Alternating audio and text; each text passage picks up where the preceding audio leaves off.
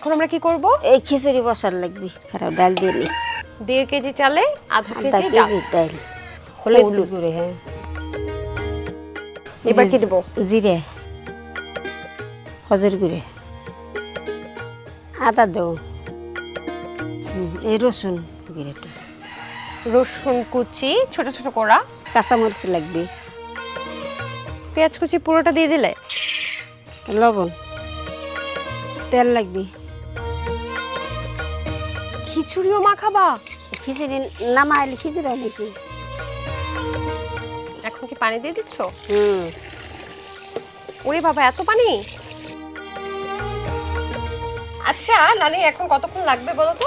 ঘন্টা অনেক লাগবে আচ্ছা নানি, নানা নাকি বাজার থেকে উল্টা পাল্টা ধরো একটা বড় মাছ আনতে বলছো, ছোট্ট মাছ নিয়ে আসলো, তারপর ধরো করলা আনতে কইছো, পচা করলা নিয়ে আসলো, তখন নাকি তুমি নানার সাথে অনেক খারাপ ব্যবহার করো? হ্যাঁ কেন? তাই টাকা দানবো আনবো কে ভালো টানবো নানা তো আমার বিচার দিচ্ছে হ্যাঁ তোমার নানি খালা দিন খালি খ্যাটখ্যাট খ্যাটখ্যাট খ্যাটখ্যাট খ্যাটখ্যাট করে। হ্যাঁ আলি তো টাকা দিয়ে যদি আনবো তাই নিশাটা খাবো কে ভালো তাই খাবো অনেকক্ষণ তো হলো, ক্ষুধা লাগছে, আর কতক্ষণ? তো হয়ে গেছে জালটা একটু একটু কমাই দিছো তো? না বাবা হয়ে গেছে। ইয়ে, তুমি মনে হয় একটু ওখানকার ইলিশ মাছের ঝোলটা ওখানে অ্যাড করছো তাই না? এটা কেন করছো? কেরা নেবি স্বাদ দেবি একটা একটা করে ইলিশ তুমি ভেতরে দিয়ে দিচ্ছ কেন? এরে কয় ইলিশ খিচুড়ি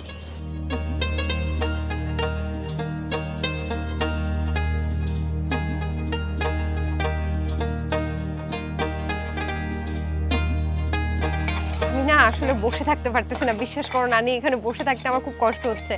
এত সুঘ্রাণ, মানে ইলিশ ডাল খিচুড়ি সবকিছু মিলে না কেমন যেন